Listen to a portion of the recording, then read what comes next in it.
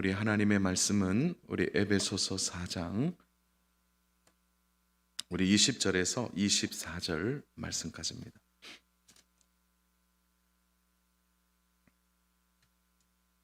에베소서 4장 우리 20절에서 24절 말씀까지입니다. 우리 말씀이 길지 않기 때문에 우리 천천히 함께 우리 합독하면 좋겠습니다. 20절부터 24절입니다. 오직 너희는 그리스도를 이같이 배우지 아니하였느니라.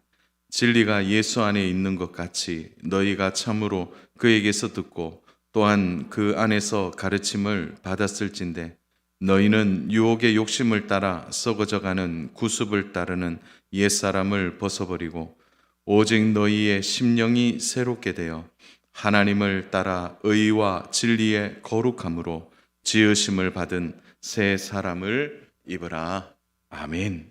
자, 우리가 오늘은 이제 계속해서 거룩한 삶을 살게 하는 힘이라는 말씀 제목 가지고 우리 같이 우리 하나님 말씀을 함께 나누도록 하겠습니다. 바울은 우리가 이 땅에서 하나님의 부르심을 받았는데 그 부르심에는 크게 두 가지를 설명하고 있죠.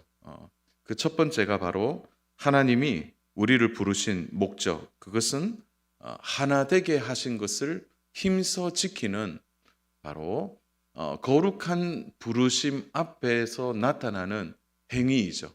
그것은 바로 하나 되게 하신 것을 힘써 지키는 삶입니다. 거기에 드러나는 첫 번째가 뭘까요? 교회 안에서 성도와 성도 사이에 하나됨을 드러내는 것이고, 또 하나됨이 어떻게 드러납니까? 하나님과 우리 사이에 하나됨을 나타내는 것이죠. 그래서 교회가 거룩하고 경건한 삶을 살아가느냐에 대해 중요한 척도를 따진다면 그 교회가 하나 되어 있느냐라는 것이죠. 그래서 하나 된 것을 힘써 지키는 그 거룩한 삶을 통해서, 그런 태도를 통해서 교회는 거룩함을 더욱더 배우게 되는 것이죠.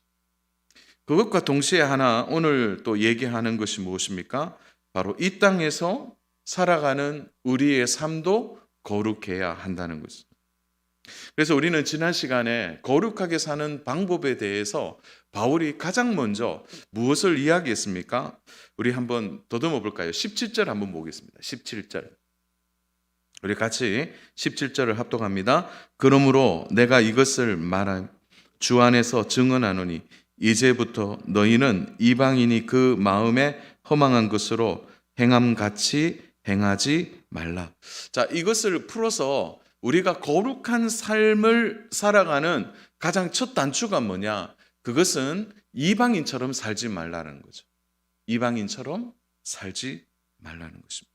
이것은 세상과 우리를 구분하는, 어떤 의미에서 보면은 세상은 다 그런 거야, 이런 의미가 아니라는 거죠. 하나님 밖에 있는 모든 사람을 무엇이라고 바울이 얘기합니까? 이방인이다, 이렇게 말하는 거죠. 왜냐하면 바로 성도들 안에는 많은 이방인들이 이미 있었기 때문이죠. 개종한 유대인뿐만 아니라 개종한 이방인들이 많이 있었다는 거죠.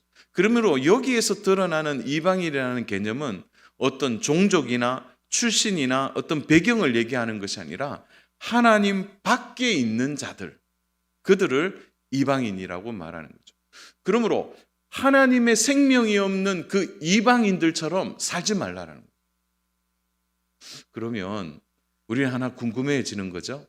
그러면 이방인처럼 살지 말라고 했는데, 그러면 이방인의 가장 큰 특징이 뭡니까? 하나님 밖에 있는 사람들의 가장 큰 특징이 무엇이죠? 19절에 나와 있습니다. 19절 같이 읽습니다. 그들이 감각 없는 자가 되어 자신을 방탕에 방임하여 모든 더러운 것을 욕심으로 행하되. 자, 드러나죠. 무엇입니까? 욕심으로 사는 것입니다. 그러므로 우리가 거룩하게 살아가는 데 있어서 가장 큰 방해는 욕심이죠. 욕심. 오늘 좀 중반부하고 후반부에도 그 부분을 좀 다룰 텐데요. 그러니까 이러한 욕심이 가장 이방인들의 가장 큰 특징이라는 거죠. 하나님 밖에 있는 자. 그 욕심이 어떻게 되는 거죠? 자신을 방임하게 만들고 또 어떻게 되어지는 것입니까? 감각 없이 만드는 거죠. 그래서 진리 밖에 있는 사람들의 대체적인 특징 중에 하나가 뭡니까? 길을 잃어버리는 거예요. 길을 알지 못하는 거죠. 그래서 우리 예수님께서 하신 말씀 중에 참 우리의 귀에, 우리의 마음에 깊이 와닿는 말씀이 있죠. 내가 곧 길이요라고 말하는 것은 방황하지 않는 거죠. 그분 안에 있는 것은 길을 잃지 않는 것과 같은 것입니다.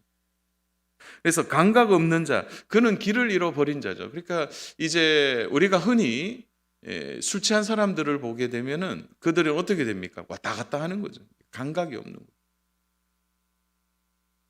그런 의미에서 이방인처럼 살지 말라라는 것이 바울이 가장 먼저 하고 싶었던 거룩한 삶에 대한 그 부르심의 첫 번째 단추라는 거예요. 하나님의 생명에서 멀어져 있으면 마음이 반드시 기울어져 있습니다. 무엇 때문에요? 썩어져 가는 욕심 때문에 마음이 기울어져 있는 거예요. 그래서 성경은 여러 군데에서 이 욕심을 다양하게 표현하는데요. 그 중에 가장 많은 표현 중에 하나가 뭐냐면 더러운 욕심이라고 표현하죠. 그래서 오늘 19절에도 보면 모든 더러운 것을 욕심으로 행하되, 그러니까 더러운 것과 욕심이 이렇게 어떤 의미에서 보면 욕심 자체가 더 부각되는 것 같지만 사실은 이 욕심도 사람의 썩어져 나오는 마음의 썩음에서 나오는 하나의 형태이죠. 욕심이라는 겁니다. 그런데 그것이 가장 먼저 우리의 거룩한 삶을 방해하는 거예요. 마음이 기울어져 있는 것입니다. 바울은 이미 이 부분을 여러 번 강조하고 있습니다. 우리 에베소서 2장 3절인데요. 우리 2장 3절 우리 같이 보겠습니다. 전에는 우리도 다 그 가운데서 우리 육체의 욕심을 따라 지내며 육체의 마음에 원하는 것을 하여 다른 이들과 같이 본질상 진노의 자녀였더니. 여기서 본질상 진노의 자녀는 누구입니까? 바로 이방인이라는 거죠. 하나님 밖에 있는 자들. 왜 우리가 밖에 있었습니까? 육체의 욕심을 따라 살았기 때문이죠. 마음이 기울어져 있기 때문이죠. 결국은 마음이 기울어지면요, 언제나 결론은 하나입니다. 그것은 허망한 삶을 살아가게 되는 것입니다. 그러니까 헛된 것에 마음을 빼앗기고 결국은 하나님의 생명에서 점점점 멀어져서 그의 삶의 끝은 바로 하나님이 원하는 삶이 아니라 썩어져 가는 삶으로서의 결론을 내고 있는 것입니다. 그래서 사랑하는 여러분, 우리가 거룩하게 사느냐 이렇게 스스로 질문한다면 내 안에 갖고 있는 욕심이 지금 어느 정도로 나의 마음을 주관하고 있는지를 한번 잘 비교해 보면 되는 것이죠. 그래서 가끔은 어떤 분들이 그렇게 말하기도 하죠. 야, 너는 왜 그래 욕심이 많냐? 자, 이런 말을 들을 때 어떤 마음이 드세요? 그리고 나 스스로도 생각해 보면 욕심이 있는 것 같아. 그러니까 거룩한 삶에 있어서 바울이 매우 예민하게 지금 말하고 싶은 것은 뭐냐? 바로 썩어져 가는 길로 가는 데 있어서 그것을 우리의 삶의 태도에서 드러내는 것이 뭐냐? 그게 욕심이라는 거죠. 욕심.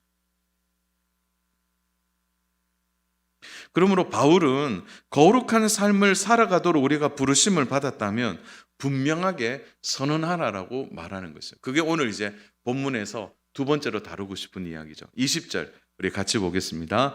오직 너희는 그리스도를 그같이 배우지 아니하였느니라. 자, 오직 너희는 이 단어가 한글 성경은 그렇게 표현되어 있는데요. 사실은 원문에서는 이게 다르게 표현되어 있어요. 그러나 너희는 이렇게 되어 있습니다. 그러니까 사실은 19절과 20절을 매우 대조시키고 있는 거죠. 19절은 어떻게 됩니까? 너 더럽게 살지 않냐? 이방인들은 봐라. 욕심에 따라 살지 않냐? 그들은 썩어져 가는 것에 자신을 내어놓고 방탕하고 방임하며 더러운 것에 살아가는 감각 없는 자가 아니냐? 길을 잃은 자가 아니냐? 그런데 20절에 뭐라고 합니까? 그러나 너희는 그래서 이 오직이라는 단어가 한글은 이렇게 표현되어 있는데 원문은 그러나로 표현되어 있어. 때라는 단어로 표현되어 있습니다. 그러니까 이 단어가 뭐냐? 앞에 구절에서 너희는 그들과 같지 않다는 거죠. 그러나 너희는 어떻게 되는 것이죠?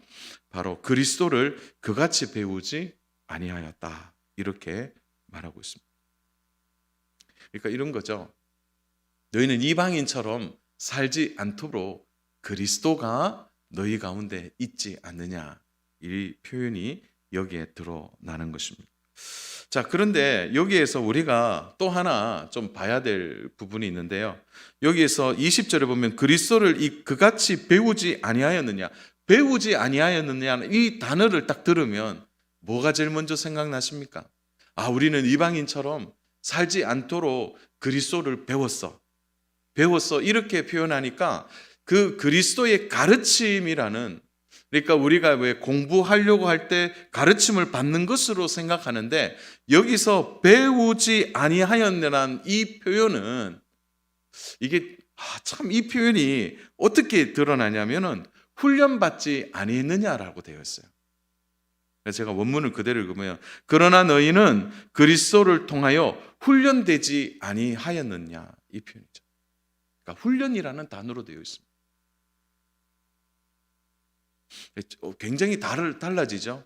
그래서 그리스도를 배워야 되지, 그리스도의 가르침을 배워야 되는 거구나. 그게 아니라 너희가 그리스도를 배웠다는 것은 몸으로 체득된 훈련을 이 안에 담아내고 있는 거죠. 그래서 우리 학습 받았구나. 우리가 그렇게 그리스도를 알도록 학습되었구나가 아니라는 거죠. 그리스도를 우리가 알기 때문에 훈련받는 것을 의미하는 것이죠. 그래서 우리 신앙생활이 불편한 것입니다. 온통 우리의 삶은 뭐죠? 다 훈련받는 거 아닙니까? 예수님을 믿지 않으면 안 당해도 되는 일을 우리가 당하고 있습니다. 직장 가면 어떻습니까? 그리스도인이기 때문에 손해보는 일들이 이만저만 아닌 거죠. 남들은 편안하게 하는 일도 우리는 때로는 고난 속에 있어야 할 때도 있는 거죠. 너무 쉽게 사는데 우리는 쉽게 살지 못해요. 또 그리스도께서 하나님이 우리에게 주신 양심이 있어서 그 양심 앞에 또 우리가 오히려 더 어려움을 당하게 되는 거죠. 정직하고 바르고 또 그것이 참된 것이기 때문에 해야 된다는 것 때문에 오히려 여러 불편한 점이 한두 가지가 아닌 거죠. 그것을 바울이 무엇이라고 설명하죠? 그리스도를 배우는, 그리스도를 그같이 배우지 아니하였느니라. 다시 말해서 너희가 그런 훈련을 그리스도께 받았지 않느냐 이렇게 말하고 있는 거죠. 그러므로 사랑하는 여러분, 우리요 평생 천국 갈 때까지 훈련받습니다. 훈련은 한 어느 정도 받으면 끝나는 게 아니죠. 계속 훈련받습니다. 한 번으로 끝나지 않는다는 거죠. 어떤 의미에서 배움과 학습은 어느 정점이 되면 사실 학습 능력이 떨어지기도 하고 배우는 데는 한계가 있습니다. 그러나 그리스도를 닮아가고 이방인처럼 살지 않고 거룩한 삶으로 부르신 그 부르심의 훈련은요, 우리가 하나님 우리를 부르시는 그날까지 계속 훈련받게 되는 거죠. 오늘 이제 아침에 그 막내 이제 학교 이제 1학년은 교문까지 좀 데려다 줘야 돼요. 그래서 아침에 이제 학교에 이렇게 교문까지 데려다 주는데 이제 가방이 거의 몸의 한 절반 정도 되는 것 같아요. 가방이 얼마나 이만한 가방을 메고 또 신주머니도 들어야 되거든요. 그러니까 신주머니는 하반신 전체 그리고 가방은 전체를 가리고 그걸 들어가는데요. 오늘 한 5분 지각했거든요. 막 교문을 통과해서 뛰어가는 모습을 보면서 제가 어떤 마음이 들었냐면 참 불쌍하다. 이제 초등학교 1학년이면 6학년, 중학교 3학년, 고등학교 3학년 또 자기가 원하면 또 대학도 가야 되고 또 뭐 여러 가지 과정이 있는데 이제 마치 인생의 첫 문을 열고 들어가는데 좀 너무 측은히 보이는 거죠. 어디 공부만 훈련이 되겠습니까? 살아가는 사람과의 관계도 훈련이 될 것이고 또 신앙생활 하기 때문에 당하는 훈련도 이만저만이 아닐 텐데 오늘 뒷모습을 하염없이 바라보면서 참 안 됐다 그런 마음이 많이 들었습니다. 사랑하는 여러분, 우리 그리스도인들이 이 땅에 그저 내가 어느 정도 신앙의 정점을 이루었다, 이제 나는 더 이상 훈련이 없다, 그렇게 말할 자가 누가 있겠습니까? 거룩이라는 것은 완성되지 않아요. 끊임없이 거룩함을 위하여 살아가다가 주님을 만나는 것이죠. 그러므로 우리의 일상에 있는 모든 그리스도를 통하여 배우는 모든 것이 훈련입니다. 훈련. 그 훈련 앞에서 불편하다, 어렵다, 힘들다 그럴 수는 있어요. 그러나 훈련에서 떠나게 되면 우리가 곧 어떤 지점에 이르게 됩니까? 바로 욕심을 따라 살아가는 이방인처럼 살게 되는. 그러므로 이 훈련을 우리가 마다해서는 안 된다는 것이죠. 계속해서 훈련을 배워야 됩니다. 때로는요, 이 훈련의 장소가 달라질 때가 있는 거죠. 그럼에도 그 훈련 속에서 그리스도를 제대로 배워야 하는 것입니다. 그래서 그리스도를 제대로 배우기 위해서 하나님이 우리에게 주신 선물이 있죠. 그것이 바로 교회 공동체라는 거예요. 교회 공동체 안에서 우리는 배우게 되는 거죠. 훈련받게 되는 거죠. 때로는 날카로운 사람을 만나기도 하고 때로는 나와 정반대인 사람을 만남으로 그 사람 안에 하나님이 주신 하나님의 그 여러 하나님의 계획과 훈련을 우리가 제대로 받게 되는 것입니다. 또 가족이 있겠죠. 또 사람이 있는 것이고 동시에 직장과 일터도 있는 것입니다. 이러한 훈련을 통하여 결국 하나님이 우리에게 원하시는 목적은 무엇입니까? 결국 우리가 그 거룩함에 부르신 부르심, 우리가를 거룩하게 살라고 부르신 그 부르심의 목적이 바로 결국은 거룩한 삶을 위한 훈련이고 배우는 귀한 과정이라는 사실을 잊어서는 안 됩니다. 그래서 모든 것이요 결국 하나예요. 거룩하게 살기 위하여 하나님 우리를 훈련하게 하시는 겁니다. 그것이 시험이 되기도 하고 고난이 되기도 하고 때로는 육체의 아픔이 되기도 하고 병든 것이 되기도 하고 때로는 물질의 시험을 당하기도 하는 것이고 또한 시험에 실패하는 일들도 될 것이고 아니면 좌천하거나 아니면은 여러 가지로 인하여 오해를 받아서 극심한 낙심에 빠지기도 하는 이 모든 것이 결국은 훈련의 마지막은 무엇입니까? 우리를 거룩하게 하시려고 하시는 그리스도를 제대로 배울 수 있도록 하시는 하나님의 훈련이라는 사실을 우리가 잊어서는 안 되는 것입니다.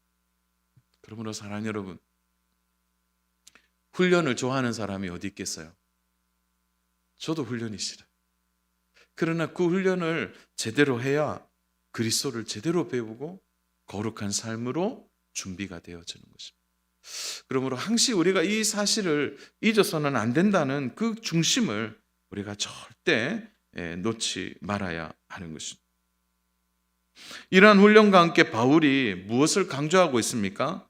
그것이 바로 진리 안에서 우리가 이런 훈련을 배워야 한다는 거죠. 그 진리가 누구입니까? 21절입니다. 우리 21절 같이 합독합니다. 진리가 예수 안에 있는 것 같이 너희가 참으로 그에게서 듣고 또한 그 안에서 가르침을 받았을진데. 자, 중요한 것은 바울이 이렇게 진리를 이야기할 때 진리가 어디 안에 있다고 말합니까? 예수 안에 있다는 거죠. 진리는 예수 안에 있는 거예요. 그러므로 우리가 그리스도를 배우고 훈련받는 것이 결국은 진리 안에 예수 안에서의 훈련이 되어야 되지 이 훈련에서 벗어나게 될 때 우리에게 첫 번째 오는 첫 번째 오는 시험이 뭡니까? 교만이잖아요.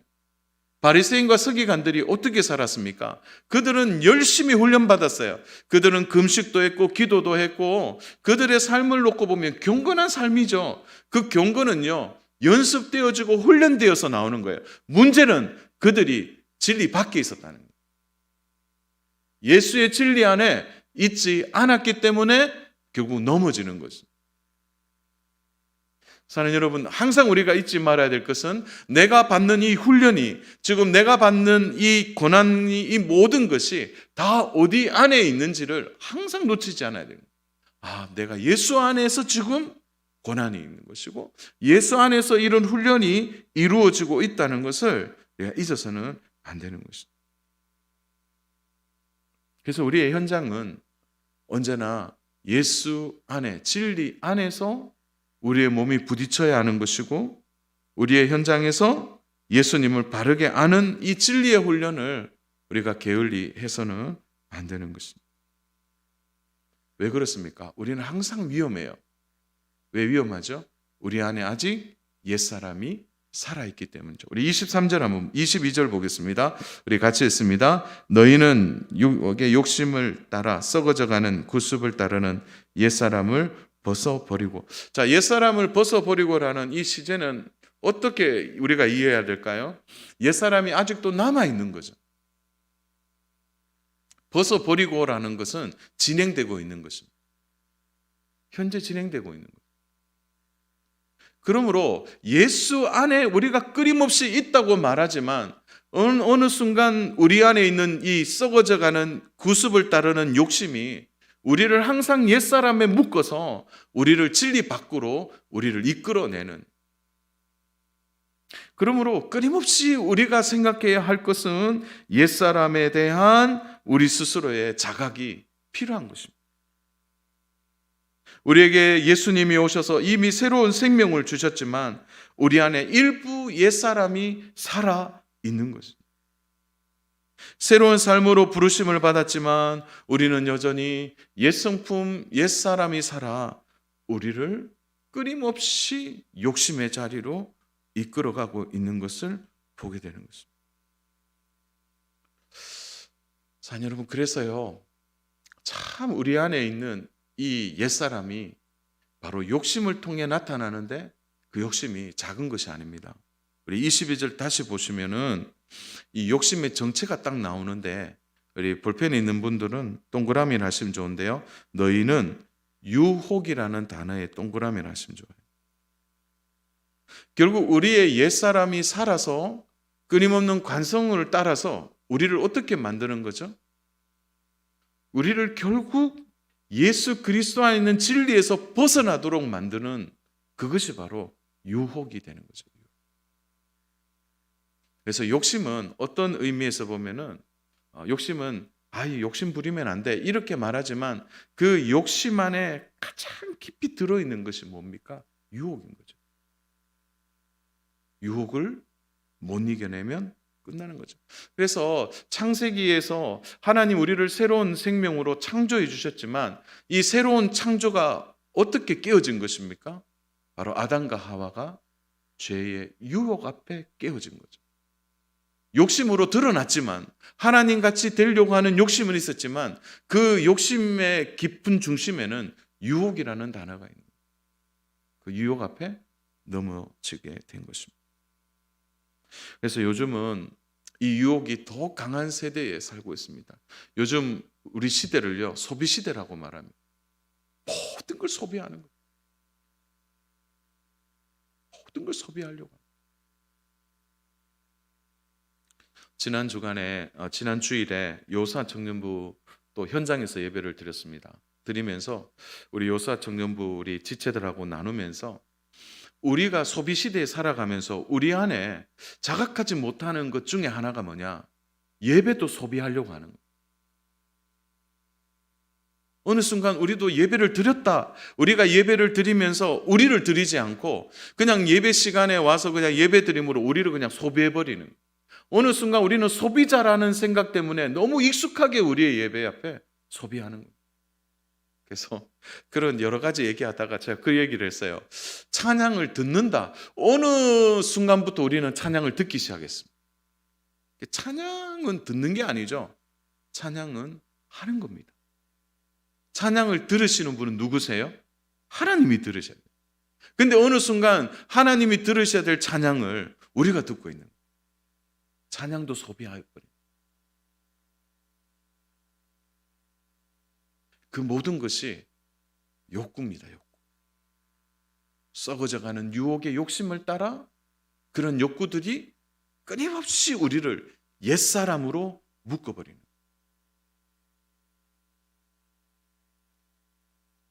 그것에 우리가 결국은 바울이 지금 하고 싶은 얘기는 그 얘기죠.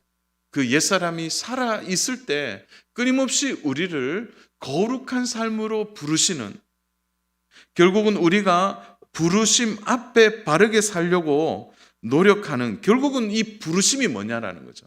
그것은 바로 거룩한 삶으로 하나님이 불러주신 우리의 훈련의 장소에서 우리가 어떻게 하든지 거룩한 삶을 살아가도록 예수 그리스도의 진리 안에 우리를 묶어두는 작업을 끊임없이 해야 하는 것입니다.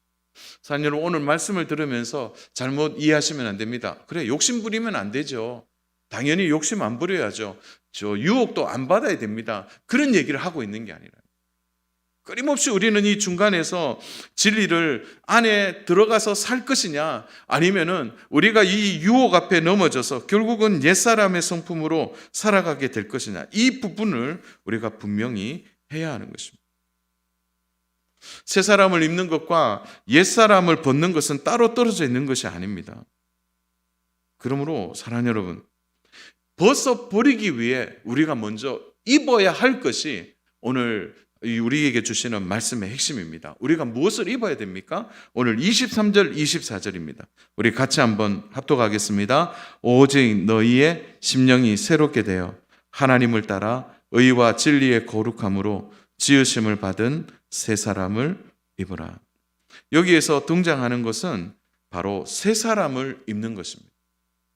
우리의 옛사람을 벗어버리자, 이것이 아니라 우리가 이 새 사람을 입게 되면 우리의 옛 성품과 또 우리의 죄의 유혹에서 또 욕심에서 우리를 묶어낼 수 있게 되는 것입니다. 그런데 새 사람을 입기 위해서는 앞에 중요한 부분이 나오죠. 바로 의와 진리의 거룩함으로 우리가 지으심을 받는 것입니다. 그래서 이 부분을 이제 새로운 창조라고 말할 수 있는데요. 그러면 하나님이 우리를 다시 창조하시는 것, 죄로 인하여 깨어진 우리의 형상을 다시 회복해서 하나님의 거룩한 형상을 닮아가는 삶의 가장 중심에 새로운 창조가 일어나야 되는데, 그것이 무엇입니까? 바로 의와 진리의 거룩함으로 사는 것입니다. 그래서 의롭게 사는 것에 대한 우리의 깊은 갈망이 있어야 합니다. 내가 어떻게 하면 의롭게 살 수 있을까? 거룩하게 살 수 있을까? 이 말은 많이 듣는데 우리가 그 의미를 잘 이해 못할 때가 있는 거죠. 목사님 거룩하게 사는 거 알겠는데요.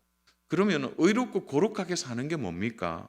라고 말할 때 우리에게 이 의롭다라고 거룩하다라고 말할 때 가장 중요한 것은 이겁니다. 하나님과 바른 관계를 항상 유지하는 거예요. 그래서 거룩하게 살아라, 바르게 살아라, 이게 좀 어려운 단어인데 이걸 풀어보면 이런 거예요.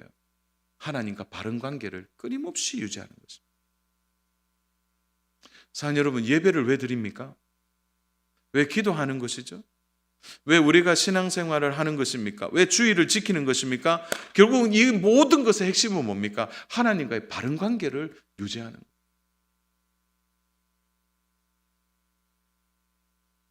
그래서 의롭다 이렇게 말할 때는 이거죠. 하나님과 바른 관계가 유지되고 있구나라고 말할 수 있는 것입니다. 사랑하는 여러분, 하나님과의 바른 관계 안에 들어가는 것이 바로 새로운 옷을 입는 것이고 새 사람으로 살아가게 되는 것입니다. 의롭게 산다는 것이 우리가 말할 때 거룩해야지 이런 게 아니라 하나님과 바른 관계를 끊임없이 유지하기 위해서 우리 안에 만들어내는 훈련들인 거죠. 경건은 그냥 이루어지지 않습니다.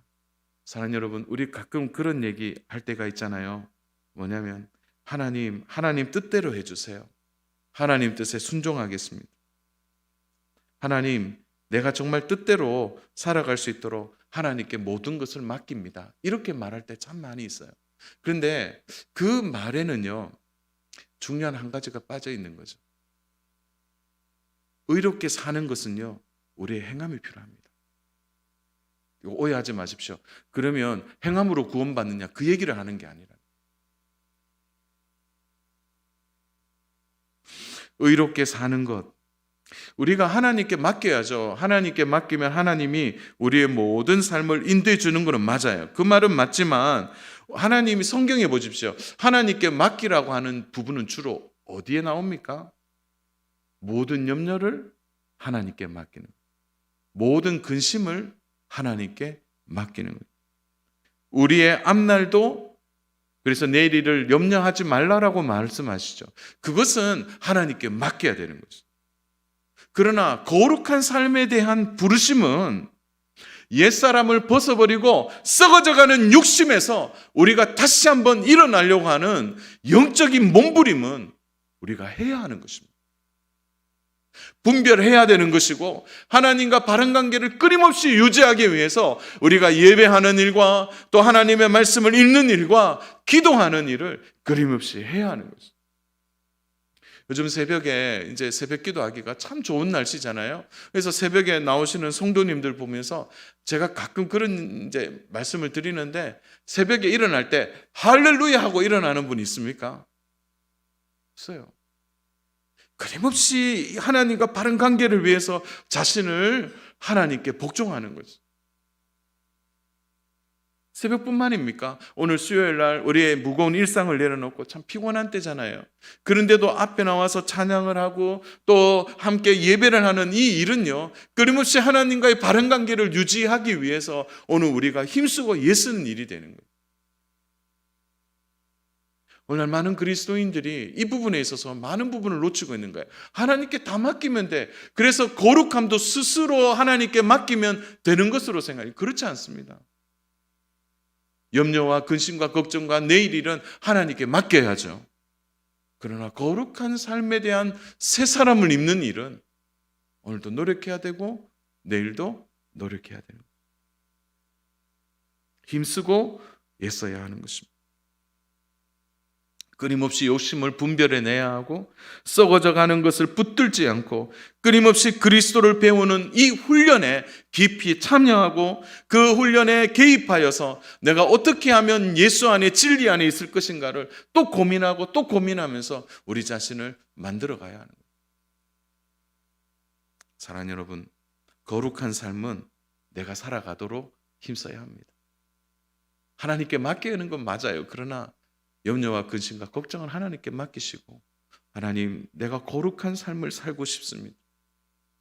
그 거룩을 위하여 하나님 앞에 썩어져가는 유혹과 욕심을 내어버리고 주를 붙들고 행함과 진실함으로 끊임없이 진리 안에 나를 묶어두고 그리스도를 배우는 이 훈련을 게으르지게 하지 아니하므로 바른 관계 속에 나를 처복종해서 거룩한 삶으로 날마다 살아가도록 나를 인도해 주시고 이끌어 가도록 하나님께 자신을 메고 훈련하는 저와 우리 귀한 모든 성도 여러분 되시기를 주님의 이름으로 축복합니다. 그래서 맡기시는 것과 내가 또 해야 하는 일을 잘 구분하여서 하나님을 붙들고 의지하고 나아가고 동시에 우리의 성품과 삶의 거룩함의 변화를 위하여 자신을 처복종하고 하나님 앞에 잘 훈련되어지는 우리 귀한 성도분 되어서 거룩함으로 끊임없이 자신을 단련해서 거룩한 그 부르심 앞에 아름다운 순종과 삶의 열매들이 나타나기를 주님의 이름으로 축복합니다.